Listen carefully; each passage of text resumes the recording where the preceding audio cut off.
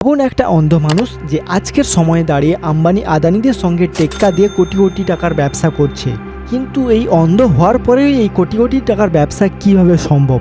1991 সালে 7ই জুলাই অন্ধ্রপ্রদেশের একটি প্রত্যন্ত গ্রামে এক অত্যন্ত দরিদ্র কৃষক পরিবারের জন্ম নেয় শ্রীকান্ত নামে একজন ছেলে। কিন্তু ছেলেটি জন্ম নেওয়ার সময় আনন্দের বদলে পুরো পরিবারে নেমে আসে অদ্ভুত এক অন্ধকারের ছায়া, কারণ জন্ম নেওয়ার সঙ্গে সঙ্গে সে সম্পূর্ণ ছিল দৃষ্টিহীন। ছেলেটি জন্ম থেকে অন্ধ হয়ে গ্রামের প্রতিবেশীরা তার বাবা মাকে বলেছিল এই ছেলেকে সারা জীবন পরিবারে বোঝা হয়ে থাকতে হবে। এমনকি এও বলেছিল যে একে বাঁচিয়ে রেখে কোনো লাভ নেই, একে গলা টিপে মেরে ফেলো বা একে কোনো অনাথ আশ্রমে ফেলে দিয়ে আসো। কিন্তু প্রতিবেশীরা বা সমাজরা তখন জানতো না যাকে তারা বোঝা বলছিল সেই একদিন হাজার হাজার কোটি কোটি টাকা বড় বড় সাম্রাজ্য তৈরি করে বসে থাকবে। হ্যাঁ বন্ধুরা, আজকে আমরা জানবো দেশের অন্যতম সফল কোটিপতি ব্যবসায়ী শ্রীকান্ত বোল্লার সেই অবিশ্বাস্য গল্প এবং জীবনী, যার কোম্পানিতে খুদ রতন টাটার মতো মহান মানুষও নিজের টাকা ইনভেস্টমেন্ট করেছেন।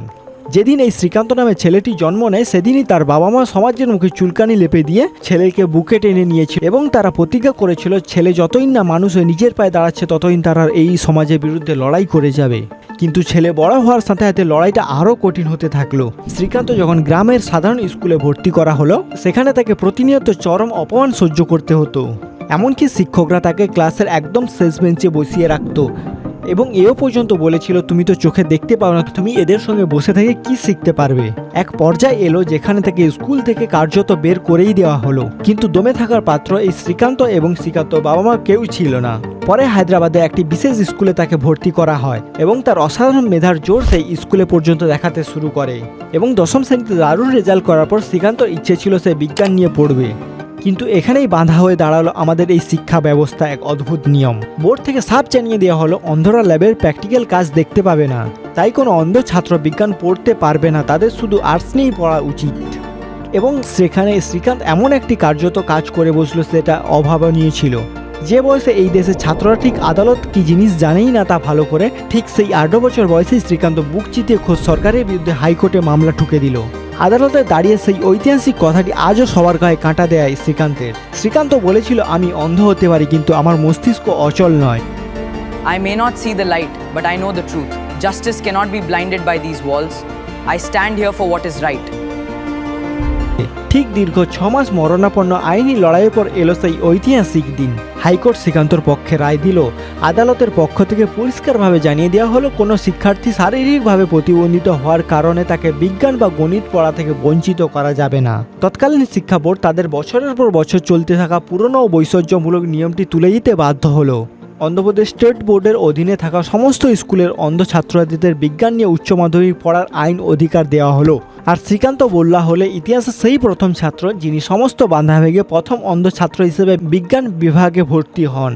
এরপর কোনো আদালতের সাহায্য ছাড়াই বন্ধুদের মুখে পড়াশুনে এবং অডিও নেটের মাধ্যমে দ্বাদশ শ্রেণী বোর্ডের পরীক্ষা প্রায় 98% নম্বর পেয়ে পুরো দেশকে তাক লাগিয়ে দিলেন। বিজ্ঞান তো পাস করলেনই, কিন্তু ভারতের শিক্ষা ব্যবস্থা অন্ধত্ব যেন কাটছিল নাই তার জীবন থেকে। শ্রীকান্ত ভারতের সেরা কলেজ IITতে পড়ার জন্য প্রবেশিকা পরীক্ষার কোচিং নিতে চাইছিল, কিন্তু অন্ধ হওয়ার কারণে ভারতের কোনো নামী কোচিং ইনস্টিটিউটে তাকে ভর্তি নিতে রাজি হলেন না। কিন্তু কথাই আছে না, যার ডানার জোর আছে তাকে কি আর খাঁচায় বন্দি করে রাখা যায়। ভারতের দরজা বন্ধ হয়, শ্রীকান্ত সরাসরি আবেদন করলেন আমেরিকার সেরা বিশ্ববিদ্যালয় MITতে। তারা শ্রীকান্তের প্রতিভা এমনভাবে দেখলেন তাকে শুধু ভর্তিই করলেন না, পুরো স্কলারশিপ দিয়ে দিল এবং শ্রীকান্ত গড়ে ফেলল বিশ্ব রেকর্ড। তিনি হলেন MITর ইতিহাসে প্রথম আন্তর্জাতিক অন্ধ ছাত্র।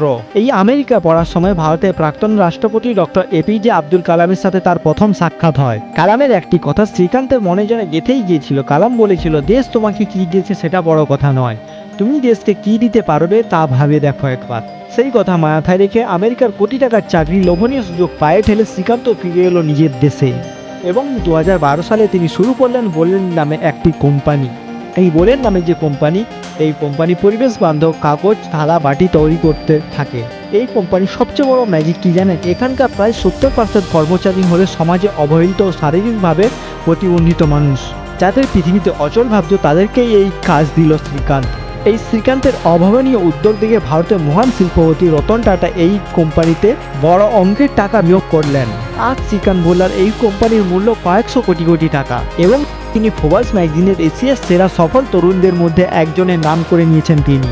শ্রীকান্ত বোল্লার বর্তমান বয়স 34 এবং তার বহু কোম্পানিগুলোর মধ্যে বড় বড় 4টি কোম্পানি হলো বোলান ইন্ডাস্ট্রিজ, আর্থ ক্লিনস, সামনাই সেন্টার ও সার্চ ইম্প্যাক্ট ফাউন্ডেশন। কিন্তু এই কোম্পানির বিশেষত্ব যেটা এখনও থেকেই গেছে, এই কোম্পানির 70% কর্মীই প্রতিবন্ধী।